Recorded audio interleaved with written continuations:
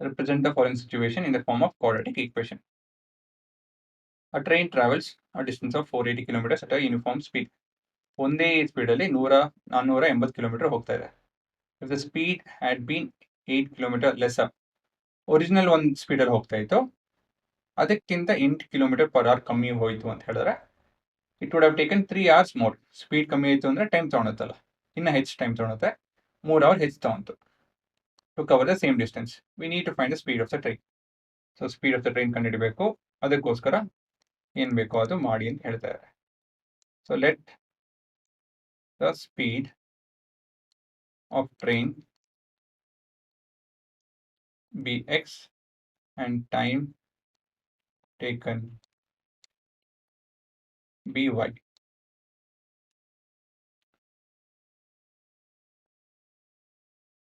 So diagram ಬಿಡಿಸೋಣ ಇದಕ್ಕೆ. ಇದು ನಮ್ಮ ಡಿಸ್ಟೆನ್ಸ್ ಇಲ್ಲಿಂದ ಇಲ್ಲಿದೆ 180 ಕಿಲೋಮೀಟರ್ ದೂರದಲ್ಲಿದೆ. ಸೊ ಮೊದಲೇ ಕೇಸಲ್ಲಿ ಸ್ಪೀಡ್ ಬಂದು ಎಕ್ಸ್, ದ ಟೈಮ್ ಬಂದು ವೈ. ಎರಡನೇ ಕೇಸಲ್ಲಿ ಇಲ್ಲಿ ಹುಷಾರಾಗಿರ್ಬೇಕು, ಸ್ಪೀಡಲ್ಲಿ ಬಂದು ಎಕ್ಸ್ -8, ಟೈಮ್ ಬಂದು ವೈ +3. ಟೈಮ್ ಹೆಚ್ಚಾಗುತ್ತಲ್ವಾ ಸ್ಪೀಡ್ ಕಮ್ಮಿ ಆದಾಗ. ದಿಸ್ ಮೇಕ್ ಸೆನ್ಸ್ ಅಲ್ವಾ? ಇವಾಗ ನಾವು ಗಿವನ್ನ speed is equal to distance by time formula ಉಪಯೋಗಿಸಿ ಬರಿಬೇಕಾಗುತ್ತೆ. Distance by time. So speed ಮೊದಲನೇ ಕೇಸಲ್ಲಿ, ಕೇಸ್ 1 ಅಲ್ಲಿ X is equal to 480 by Y. ಇದನ್ನು ನಾವು ಇನ್ನೊಂದು ರೀತಿಯಲ್ಲಿ ಬರ್ಬೋದು, Y is equal to 480 by x. Time is equal to distance by speed ಅಂತಲೇ ಬರಿಬೋದು. ಇದನ್ನು ಈಕ್ವೇಷನ್ 1 ಅಂತ ಕರಿತೀನಿ. ಏನಕ್ಕೆ ಅಂತ ನೋಡ್ತಾ ಇದ್ದೀನಿ. Case 2, x -8 is equal to 480 divided by y +3. Rearrange ಮಾಡ್ತು ಅಂದರೆ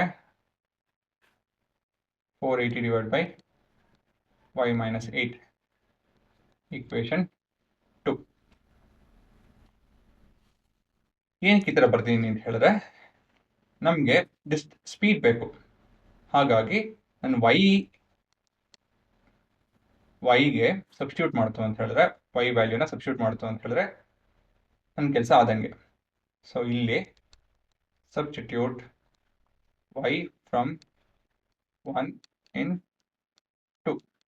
y ಬದಲಾಗಿ 180 by x plus 3 is equal to 480 divided by x -8. So LCM ತಗೊಳ್ಳಿ, LCM ಇಲ್ಲಿ x ಅಲ್ವಾ. So 180 plus 3x by x is equal to 480 by x -8. Cross multiply ಮಾಡಿ, x -8 times of 180 plus 3x is equal to 480 into x. ಇವಾಗ distributive property ಉಪಯೋಗಿಸ್ಬೇಕು. So LHS x -8 times of 180 plus 3x. Sorry 480, 180 ಕೊಡ್ತೀನಿ ನಾನು, 480.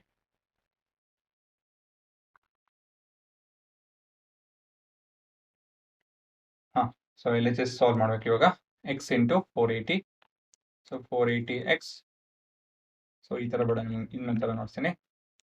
x times of 480 plus 3x minus 8 times of 480 plus 3x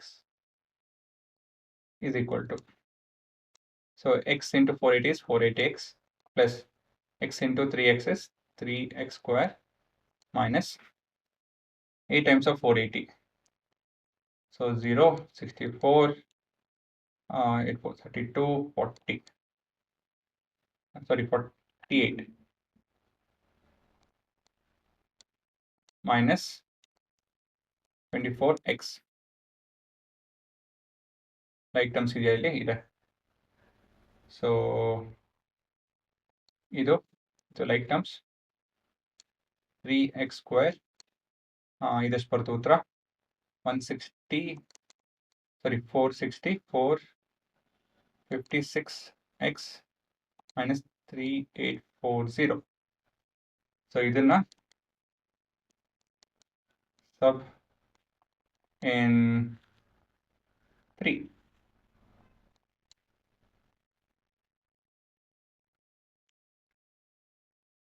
So 3x square plus 456x minus 3840 is equal to 480x.